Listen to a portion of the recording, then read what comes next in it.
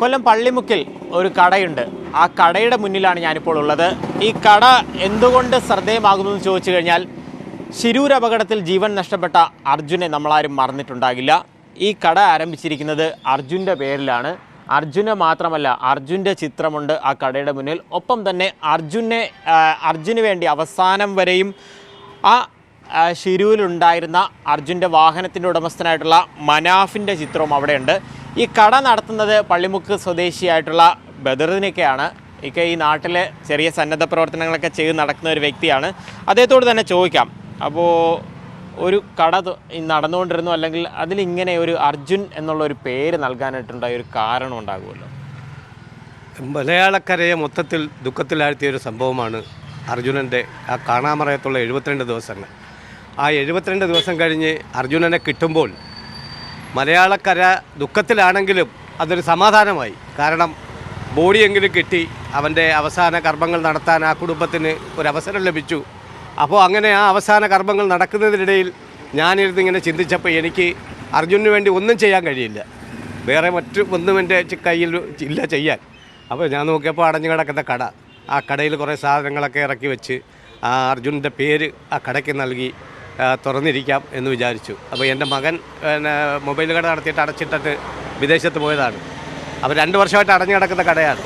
അങ്ങനെ ഞാൻ പെട്ടെന്ന് സാധനങ്ങളെ സജ്ജീകരിച്ച് ഒരു ഫ്ലെക്സൊക്കെ അടിച്ച് അർജുനൻ്റെ പടവും അതിൻ്റെ കൂടെ തന്നെ അർജുനന് ജീവന് തുല്യം സ്നേഹിക്കുന്ന, അതാണ് ഒരു പ്രധാന ചോദ്യം. ഇപ്പം അർജുൻ്റെ പേരിൽ ഒരു കട തുടങ്ങി നമുക്കത് മനസ്സിലാക്കാൻ സമ്മതിക്കാം. പക്ഷേ ഇതിനകത്ത് നോക്കുമ്പോൾ ഇവിടുത്തെ ചിത്രങ്ങളെല്ലാം മനാഫിൻ്റെ ചിത്രം ഉൾപ്പെടെയുള്ള കാര്യങ്ങളുണ്ട്. അർജുനൻ നമ്മുടെ കാണാമറയത്തായപ്പോഴും 72 ദിവസവും ആ സ്ഥലത്ത് നിന്നും മാറാതെ നിന്നൊരു വ്യക്തി എന്ന് പറയുന്നത് മനാഫാണ്. മനാഫല്ലാതെ വേറെ പലരും അവിടെ നിന്ന് പോയി. അവരുടെ ബന്ധുക്കൾ പോലും, അർജുൻ്റെ ബന്ധുക്കൾ പോലും അവിടെ നിന്ന് ഈ നാട്ടിൽ വരുമായിരുന്നു, വന്നിട്ടാണ് പിന്നെ പോകുന്നത്. അതുപോലെ തന്നെ നമ്മുടെ കർണാടകയിലെ MLA, പിന്നെ മഞ്ചേശ്വരം MLA, അവർ ഒക്കെ കാര്യങ്ങൾ വന്ന് നോക്കും, അതൊക്കെ പഠിക്കും, അവർ പോകും. പക്ഷേ മനാഫ് മാത്രമാണ് ഞാൻ എൻ്റെ അർജുനനെയും കൊണ്ടേ പോകൂ, അവൻ്റെ ശരീരമാണെങ്കിൽ അങ്ങനെ, അവൻ്റെ ജീവനോടാണെങ്കിൽ അങ്ങനെ, എങ്ങനെയായാലും അവനെയും കൊണ്ട് ഞാൻ പോകൂ, അവൻ്റെ അമ്മയ്ക്ക് ഞാൻ കൊടുത്ത വാക്കാണ് എന്ന് പറഞ്ഞാണ് അദ്ദേഹം അവിടെ തന്നെ നിന്നത്.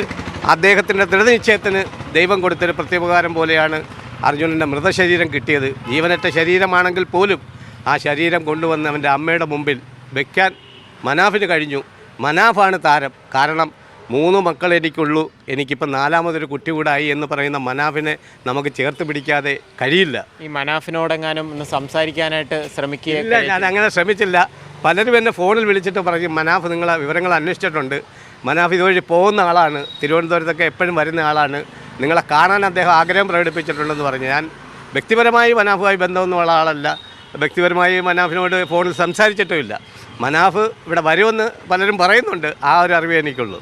ഈ അർജുൻ സ്റ്റോഴ്സ് ഇപ്പം ഒക്കെയാണ് തുടങ്ങിയെങ്കിൽ പോലും എങ്ങനെയാണ് വീട്ടിലൊക്കെ എങ്ങനെ പറഞ്ഞപ്പോൾ അവരൊക്കെ എന്തെങ്കിലും പറഞ്ഞോ? വീട്ടിൽ ഞാനിങ്ങനെ ചെയ്യുന്ന പല കാര്യങ്ങളോടും ചില പ്രതികരണങ്ങൾ വരാറുണ്ട്.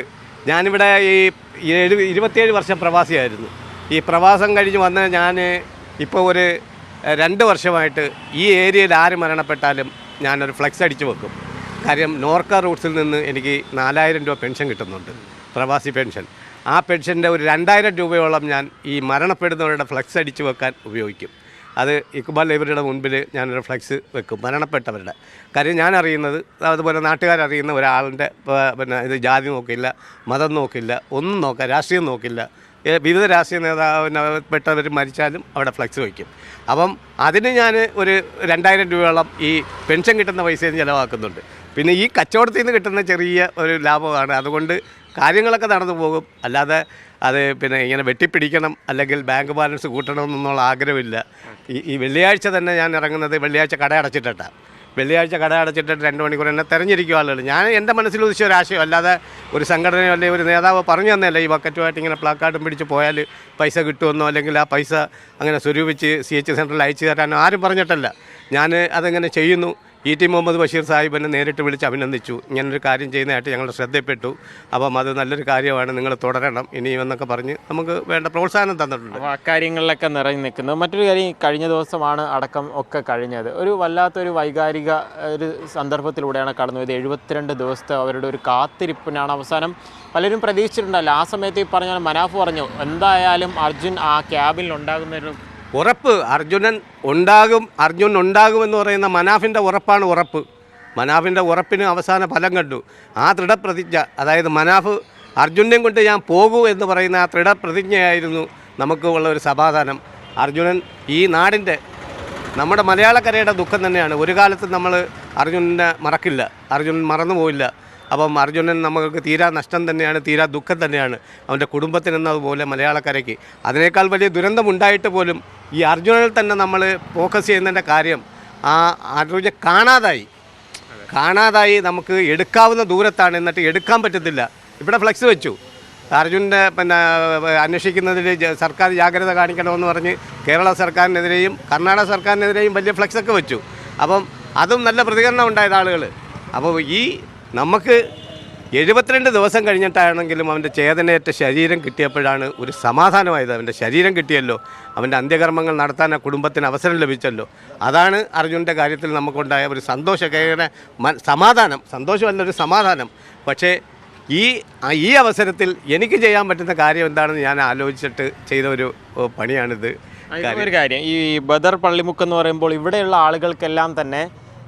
ആളുകൾക്കെല്ലാം തന്നെ അറിയാം ആരാണ് എന്തൊക്കെയാണ് ചെയ്യുന്നത്. പക്ഷേ ശ്രദ്ധിച്ചിട്ടുണ്ടാവും, ഈ വാർത്ത വന്നതിന് ശേഷം പലരും പലതരത്തിലുള്ള കമൻറ്റുകൾ വരുന്നുണ്ട്. അർജുനെ പോലും വിറ്റ് കാശാക്കുന്നു എന്നുള്ള കാര്യങ്ങൾ. അത് അങ്ങനെ എനിക്ക് അർജുനൻ്റെ പേരിൽ എന്തെങ്കിലും ചെയ്ത് അർജുനൻ്റെ പേരിലൊരു 10 പൈസ ലാഭം ഉണ്ടാക്കാനോ അല്ലെങ്കിൽ അതിൽ നിന്ന് ലാഭം കൊയ്യാനോ ഒന്നും ആഗ്രഹമില്ല. ലാഭം എൻ്റെ ഒരു വിഷയമല്ല. ഞാനിവിടെ ആര് വന്ന സാധനം ചോദിച്ചാലും ആര് ബുദ്ധിമുട്ട് പറഞ്ഞാലും എൻ്റെ സാമ്പത്തിക സ്ഥിതി അനുസരിച്ചല്ല ഞാൻ സഹായിക്കുന്നത്, ഞാൻ കൊടുക്കും. എനിക്കതൊരു വിഷയമല്ല. ഈ അർജുനനെ മാർക്കറ്റിംഗ് ചെയ്തൊന്നും എനിക്ക് അങ്ങനെ ലാഭം ഉണ്ടാക്കാൻ ഒരാഗ്രഹവും ഇല്ല. അർജുനൻ എൻ്റെ തീരാ ദുഃഖമാണ്. അത് എൻ്റെ കൂടെ എൻ്റെ മരണം വരെ അർജുനൻ എൻ്റെ കൂടെ തന്നെ കാണും. ഈ കുടുംബത്തെ കാണണമെന്നെങ്ങാനും ആഗ്രഹമുണ്ടോ? അവിടെ ഉണ്ട്, കുടുംബത്തിനെ കാണാൻ ആഗ്രഹമുണ്ട്, മനാഫിനെ കാണാൻ ആഗ്രഹമുണ്ട്.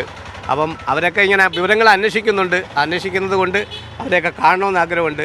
തീർച്ചയായും കോഴിക്കോട്ട് പോയാൽ അർജുൻ്റെ കുടുംബത്തെ കാണാൻ ശ്രമിക്കും. പിന്നെ അവരൊക്കെ ഇപ്പം ഇതുപോലുള്ള പ്രശ്നങ്ങളുമായിട്ട് ആയിരക്കണക്കിന് ആളുകൾ കാണാൻ കുതിക്കുന്നത് അങ്ങനെ തിരക്കാണ്. ആ തിരക്കിനിടയിൽ നമ്മൾ കൂടി ചെന്ന് അവർക്കൊരു ബുദ്ധിമുട്ടുണ്ടാക്കേണ്ടതെന്ന് പറഞ്ഞാൽ ഇപ്പം മാറിയിരിക്കുന്നത്. തീർച്ചയായും ഞാൻ പോകണമെന്ന് എനിക്ക് ആഗ്രഹമുണ്ട്.